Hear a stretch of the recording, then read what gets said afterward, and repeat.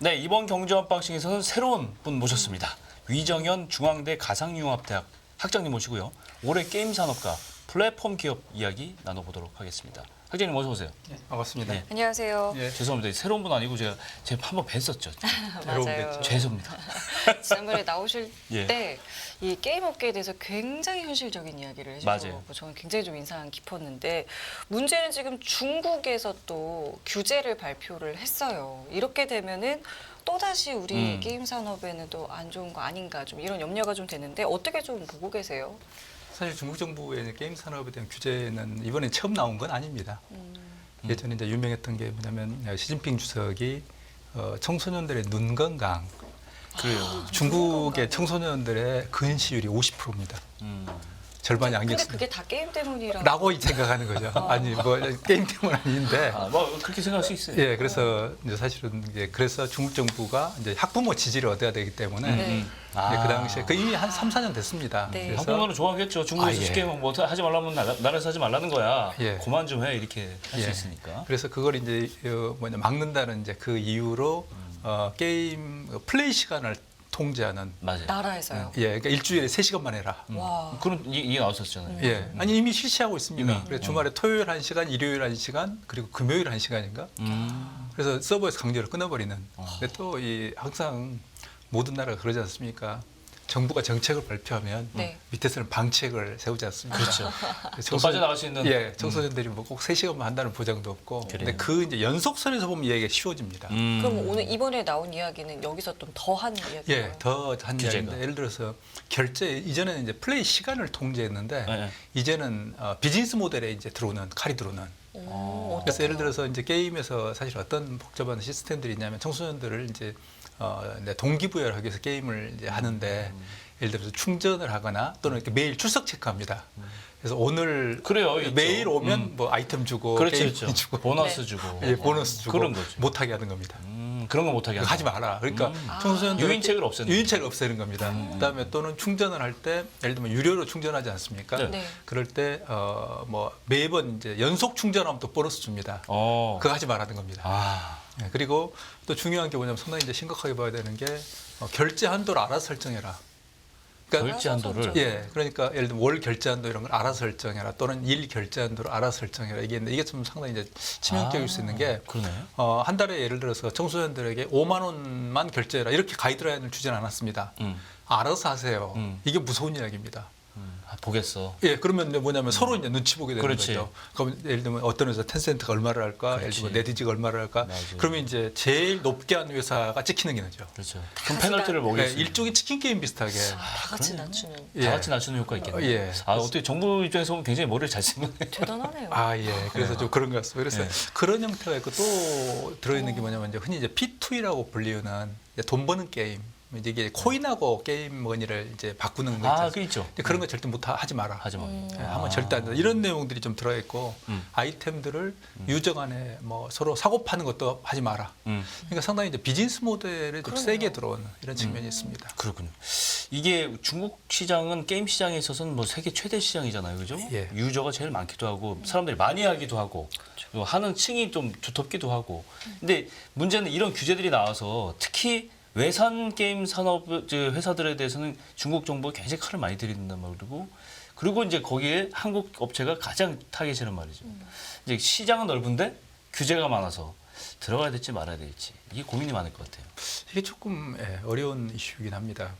그래서 근데 중국 시장 우리가 이제 버릴 수도 없는 게 현재 해외 매출의 대략 34%를 차지한 최대 게임 산업 예. 업체에서. 예, 그러니까 글로벌 우리가 매출 추이를 보게 되면 중국이 33%로 최대입니다. 34%로. 그리고 우리가 수출액을 볼 때도 최대인데 중국에 한 연간 4조 정도의 돈이 들어옵니다. 우리가 돈을 벌죠. 그러니까 그런데 이게 이제 문제가 뭐냐면 이제 이번 이제 충격을 두 가지로 좀 분류해서 나눠서 이제 생각을 해볼 필요가 있는데 하나는 기존에 들어 이제 그러니까 서비스를 하면서 돈을 버는 게임들. 네. 예를 들어서 뭐 중국에 있는 뭐 크로스파이어라든지 예를 들어 스마일 게이트 아주 중국의 대표적인 슈팅 게임입니다. 그다음에 이제 던전 앤 파이터 같은 이제 넥슨 던전 앤 게임들 파이터. 이런 이제 유명한 게임들이 있습니다. 예. 그런데 이제 그리고 뭐 배틀그라운드 같은 이런 어떤 게임들이 있는데 이제 그런 게임들이 사실은 이제 사조원의 절대 다수가 그런 게임들입니다. 기존 게임입니다. 그러니까 기존 게임이 이제 비즈니스 모델에서 이런 아이템을 규제하고 이제 월 결제를 규제하면 기존 게임들이 상당한 타격을 받을 타격을 수밖에 없지 받겠죠. 않냐라는 이슈가 첫 번째가 있고요. 두 번째는 신규 게임의 이슈가 있습니다. 우리가 지금 중국이 또 이번에 재밌는 게 뭐냐 판원을 풀어줍니다. 허가는 내주고. 아, 그러니까 예를 들면 뭐 넥슨 게임에서 뭐 뭐, 블레이드 소울 오케이, 2 들어와라. 들어와라 들어오는데 너희들 새로 기존에 있는 게임들은 좀 이게 별로 마음에 안 드는데 새로운 건 별 볼 일 없는 것 같아 이제 이런 거죠. 들어와도 돼. 뭐 마음대로 들어오세요. 근데 경쟁력이 좀 약해진 건가요, 그럼? 중국 쪽만 보기에. 슬프게도 그러니까 이제는 더 이상 규제 대상도 아니라고 생각하는 거네요. 안 해도 예. 뭐 굳이 들어와도 사용자들이 그렇게 환호하지 않을 것이다. 예, 자신감이. 근데 그게 우리가 이제 슬픈 게 뭐냐면 한국 게임이 그동안에 한 5, 6년 동안에 확률형 아이템이라는 그 어떤 일종의 마약에 이제 완전히 푹 절여져 가지고 유저들을 그 게임의 완성도, 게임의 어떤 질적인 어떤 발전보다도 비즈니스 모델을 통해서 이 게임 모델을 쥐었지 않은 이쪽이 좀 우리가 좀 특화되어 있었습니다. 그러니까 확률형 아이템을 확 빼버리면 게임이 재미가 없어지게 되는 거예요. 아, 그 확률형 아이템이라는 게 아까 규제에 속한 예. 뭐 유도 상품이나 뭐 보너스 이런 거에 걸려 있는 거죠? 예, 그런 거 그리고 이제 결제에 걸려 있는 거죠. 결제에 걸려 있고. 왜냐하면 이제 게임이라는 게 확률형 아이템이 들어가면 다른 유저들보다 빠르게 레벨업을 할 수 있고 경쟁에서 유리한 거죠. 그러니까 돈으로 이렇게 아이템을 사면 유리한 거죠. 그렇죠, 그렇죠. 예, 그런 구조를 만들어 놓은 거. 예를 들어서 누구는 똑같은 칼을 가지고 있는데 누구는 그 칼이 비싼 칼이면 서로 대결할 때 똑같은 레벨에서 대결하면 비싼 칼 가지고 있는 사람하고 칼이 부딪히면 상대방 칼은 이렇게 부러지게 돼 있거든요. 이러면 이제 완전 뒷목 잡고 쓰러지는 거죠. 그러면 돈을 많이 낸 사람이 유리한 게임이 땡빛을 내서라도 사야죠. 그 그렇게 구조를 되는 잘 거지. 만들어 놓은 건데 중국에서 하지 마. 하지 마. 그다음에 코인하고 바꾸는 거 하지 마. 이렇게 되니까 새로운 우리나라 게임이 들어갈 때 그게 특화돼 있었는데 그럼 다 빼버리면 뭡니까? 그냥 뭐 드레싱 없는 소위 말하는 이 소스를 뿌리지 않는 그냥 야채 먹어 이렇게 돼 버리는 거죠. 우리 업체들이 강점이 없어지는 거예요. 예, 그렇네요. 그게 좀 문제입니다. 아, 그렇네요. 그러면은 일단 우리나라 이제 뭐 빅3라고 말할 수 있는 게임 업계들도 굉장히 좀 여러 가지로 이제 뭔가를 자구책들을 이제 생각해내야 되고 뭔가를 이제 계획을 해야 될 텐데 뭐 기사를 보니까 뭐 체질 개선을 좀 하고 있다고는 하는데 좀 어떻게 평가하고 계세요? 빅3라고 말씀하셨는데 그건 조금 옛날 이야기입니다. 그래요? 그런가요? 그럼 이제 예. 뭐라고 해야 되나요? 빅1 플러스 스몰 2N.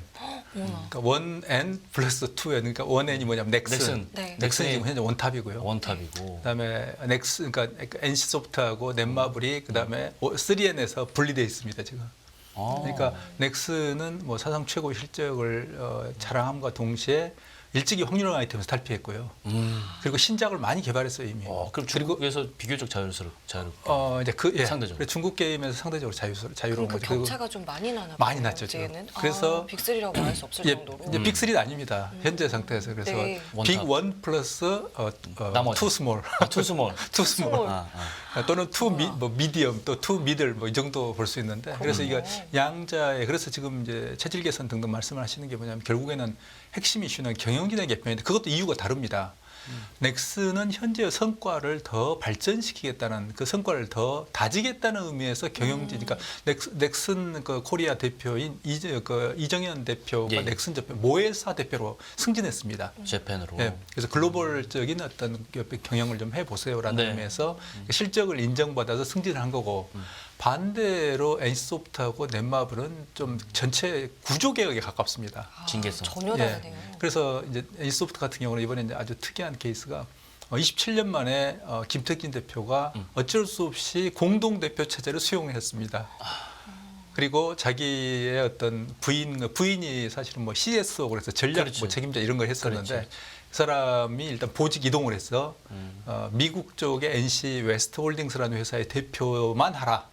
그다음에 문화재단하고 2개만 하라 이렇게 되고 특히 이제 문제가 됐던 게 동생입니다. 김태컨 부사장이라는 동생이 확률형 아이템을 도입했던 가장 이제 문제가 됐던 분인데 이제 그 양반 같은 경우도 사업부 총괄이었거든요. 네. 근데 그건 이제 놔두고 NC 저펜과 타이완 해외 쪽으로 일단은 가세요라고 보직 변경을 했습니다. 그게 굉장히 중요한 특징이고 넷마블도 좀 심각합니다. 넷마블도 지금 7분기 연속인가 지금 계속 적자 상태인데 그렇죠. 예, 그런데 넷마블은 이제 IP가 없다는 이제 자기 독자 IP가 없다는 그런 고민들이 있습니다만 네네.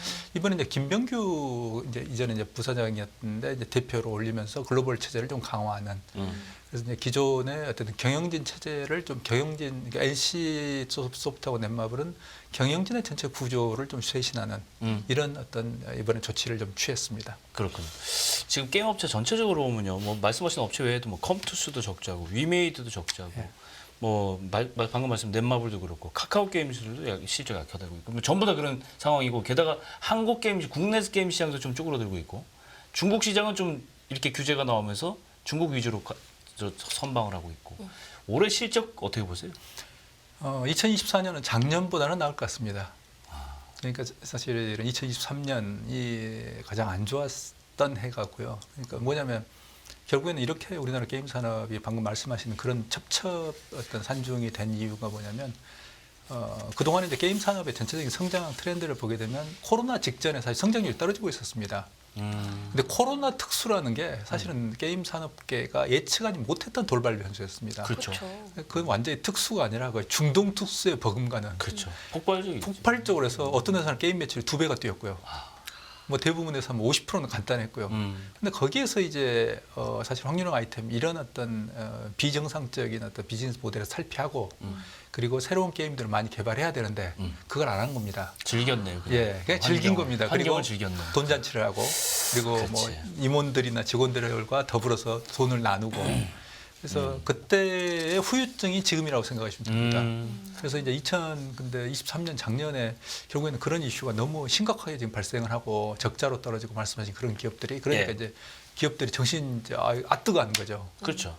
이거 상당히 위험하구나라는 거라서 그래서 올해는 좀 신작들을 이제 2023년부터 이제 개발했던 작품들이 올해 좀 나오기 때문에 올해는 조금 나아지지 않을까라고 예상은 합니다. 다행이네. 그 신작들에 대한 기대치는 어떤가요? 지금 왜냐면 아까 말씀하셨을 때 보면은 그렇게 썩 이렇게 신작이라고 말하는 거에 대한 엄청 대단한 기대치가 있는 것 같지는 않게 느껴져가지고요. 굉장히 그 연구를 많이 하셨습니다. 날카로우십니다. 사실 좀 그게 있습니다.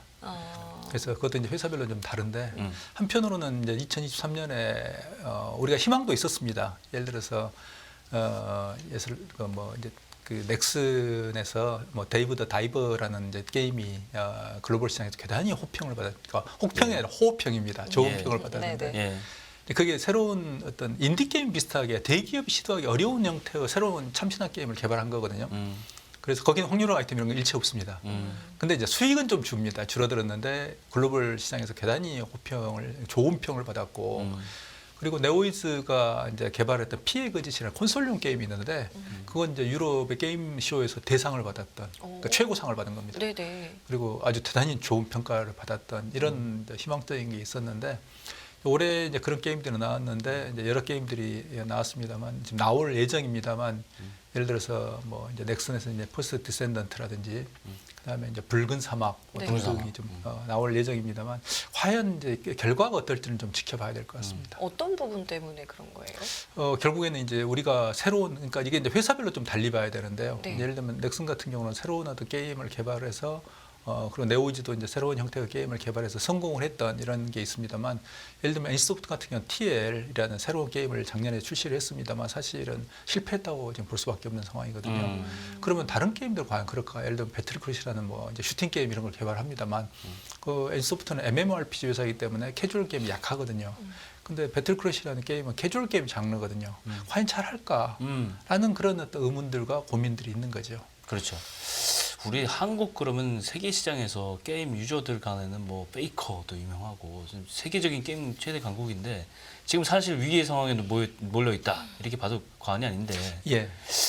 우리 한국 게임이 살아남으려면 제일 관건이 뭐라고 생각하세요? 역시 기본기입니다. 그러니까 지금 이제 가장 중요한 건 세대 교체라고 지금 생각을 합니다만 지금 창업자들이 그러니까 NC소프트의 김택진 대표가 결국 공동대표 체제를 수용할 수밖에 없는 외부 압력에 의해서 그리고 넷마블도 경영진을 쇄신할 수밖에 없는 게 그런 이유가 좀 있습니다. 그래서 전체적으로 경영 좀 바꿔라. 예, 1세대가 지금 완전히 초기에 그런 어떤 그 야성을 잃어버리고 있기 때문에 그럼 과감하게 새로운 세대로 교체하는 그리고 새로운 어떤 게임 개발에 대한 집착이라고 할까요? 좀 의욕 이걸 좀 전반적으로 좀 그러니까 그런 의욕들을 좀 다시 불어넣어야 되는 이게 가장 기본 출발점이라고 생각을 합니다. 그렇군요. 알겠습니다. 저희는 좀 좋은 소식들도 좀 들렸으면 좋겠고요. 이번에는 플랫폼에 관해서 좀 여쭤볼게요. 카카오 참 작년에 막 말도 많고 탈도 많았습니다. 그렇죠. 새해 초부터요. 근데 이제 뭐 지금 보면은 뭐 인적 쇄신도 하고 뭐 조직 개편도 하고 뭔가 막 변화를 시도하고 있는데 올해는 뭐 어떻게 좀 전망해 볼 수 있을까요? 카카오의 위기는 단기간에 끝날 것 같지 않습니다. 그러니까 지금 카카오가 그동안에 여러 가지 이제 이유가 있습니다만 문제가 누적되어 있습니다. 얼마 전에 이제 김정호 대표가 이제 경영 총괄로 돌아왔다가 네. 결국 페이스북에서 폭로를 했던 카카오는 망한다면 골프 때문에 망할 거다.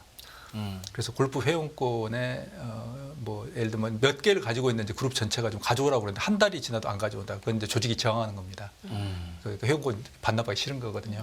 예를 들면 그런 문제뿐만 아니라 커뮤니케이션 이슈, 조직 자체가 커뮤니케이션이 안 된다. 또는 각자 따로 논다. 또는 뭐 어떤 이기심의 극대화된 체제이다. 이런 어떤 여러 가지 그동안에 이제 문제들이 좀 터졌는데 그걸 이제 수습하기 위해서 이제 정신화 대표 체제로 좀 교체를 하고 그다음에 네. 김범수 장이 전면 경영에 이제 등장을 했습니다만 이게 문제가 하나는 뭐냐면 김범수 장이 등장하는 타이밍이 좀 너무 늦었다는 점. 그리고 두 번째는 뭐냐면 정신화 대표는 그러니까 카카오 내부 구조를 보면 봉건 영주들의 연합체입니다. 그러니까 그게 이제 카카오라는 이해해요. 무슨 자율 말인지. 경영이라는 그렇지. 구조의 특징입니다. 그래서 원래 카카오의 김범수 장의 경영 철학이나 특징이 뭐냐면 각자 자율권을 주고 거기서 전력 질주하세요. 그러면 거기로 성과를 나눌 수 있습니다입니다. 그렇지. 그런데 그게 성과가 결국에는 그게 만약 근데 뒤집어서 놓고 보면 자율경영이라는 것은 리더십이 어느 없다는 순간에 얘기잖아요. 컨트롤이 안 돼버리면 그러니까요. 완전히 이제 경주에서 말들이 각자 따로 노는 거거든요. 예. 그런 상태이기 때문에 올해도 그리고 이제 너무 이제 140개가 되는 계열사 이걸 과연 어떻게 정비해야 될까? 이게 이제 투자자들이 140개 계열사 전부 서로 다른 투자자들로 이해관계가 맞물려 있습니다. 그렇기 때문에 이걸 선택과 집중, 그러니까 카카오의 창업 정신을 가장 잘 구현할 수 있는 기업과 그렇지 않은 기업으로 정리를 해야 되는데 이 작업이 굉장히 지난한 작업일 것이다. 그리고 내부에 어떤 전체적으로 이제 뭐 자유경영을 버리고 통제하는 구조로 가겠다고 그랬지만 그러면 또 반발이 있습니다. 그렇죠. 그리고 그게 어느 쪽이 정답도 아닙니다. 이제 그런 점에서 2024년 올해도 카카오가 내부 정비하고 시스템을 좀 개혁하는데 계속 시간을 들일 수밖에 없을 것이라고 생각합니다. 이게 저는 충격적인 게 카카오톡 하면 이제 국민 앱이잖아요. 그렇죠. 가장 많은 사람들이 쓰는 그쵸. 건데 매일매일. 유튜브에 추월을 당했어. 네. 이게 굉장히 불안한 상징적인 의미를 가진다 생각이 드는데. 근데 그거 이제 지표로 나타난 건 최근이고요. 사실 그런 경향은 이미 몇 년 됐습니다. 이미 아까 이제 중국 예고된. 이야기를 우리가 했습니다만 중국에서도 청소년들이 가장 많이 사용하는 앱은 유튜브지. 그러니까 유튜브나 그런 영상 앱, 뭐 틱톡 같은 뭐 중국은 틱톡에 다른 어떤 이름들이 있습니다만 그런 그 영상 쪽이지 이런 어떤 카카오톡이나 이런 메신저가 아닙니다. 전 세계적으로 똑같습니다. 그래서 우리 같은 경우도 사실 텍스트 시대에서 영상 시대로 이미 넘어가고 있다. 영상의 시대. 예, 그리고 게임에서도 그렇게 드러나고 있습니다. 게임에서도 플레이하는 게임에서 보는 게임으로 넘어가고 있습니다. 이제 오. 청소년들이 어떤 거냐면요, 그냥 플레이하는 것도 귀찮은 거예요. 그래서 중계를 보고 있는 본다. 거예요. 예, 그냥 남들이 하는 거 보는 거예요? 예, e스포츠도 보고 그다음에 남들이 아. 잘하는 사람, 잘하는 특히 사람. 유튜버들 하지 않습니까? 아. 그냥 그거 보고 있는 겁니다, 이렇게. 그렇지 내가 막 시간 들여서 공략집 보고 막 그러니까 우리나라 학부모들이 너무 걱정하지 않으셔도 되는 게 이미 게임 자체에 대해서 그렇게 심각하게 청소년들 접근하지 않고 있다는 겁니다. 이제 그런 영역이 돼버렸나요? 예, 그래서 이제 보는 게임, 그다음에 영상의 시대. 이러니까 카카오도 결국에는 비즈니스 본질에서의 위협이라는 게 바로 그 점입니다. 그래서 텍스트가 아니라 보는 영상의 시대, 그리고 플레이가 아니고 남이 하는 걸 즐기는 시대 이렇게 돼버렸기 때문에 앞으로 카카오는 자기의 비즈니스 그렇다고 해서 카카오가 지금 영상으로 들어갈 수도 없거든요. 왜냐하면 그렇죠. 이미 영상은 예를 들면 쇼폼 같은 경우는 예를 들면 뭐 틱톡도 있습니다만 그렇지. 인스타그램도 있고요. 그리고 또 뭐 유튜브도 지금 쇼폼에 들어와 있죠. 그다음에 심지어는 페이스북도 들어와 있죠. 늦었어요. 좀. 예, 그래서 그런 점에서 본다면 지금 카카오 같은 경우 과연 이제 이 텍스트 기반의 비즈니스를 어떻게 확장할 수 있는지 이것도 대단히 중요한 이슈가 될 겁니다. 그렇죠. 그렇네요. 오늘도 역시 좋은 말씀 감사합니다. 오늘 위정현 교수님과는 여기까지 함께하겠습니다. 교수님 감사합니다. 고맙습니다. 고맙습니다. 예, 깊이가 다른 경제 뉴스 이남시 경제TV 경제 언박싱 오늘 여기서 마무리하겠습니다. 네, 시청해주신 여러분 감사드리고요. 저희는 내일 이 시간에 다시 찾아뵙겠습니다. 지금까지 김경훈, 성김이었습니다. 고맙습니다.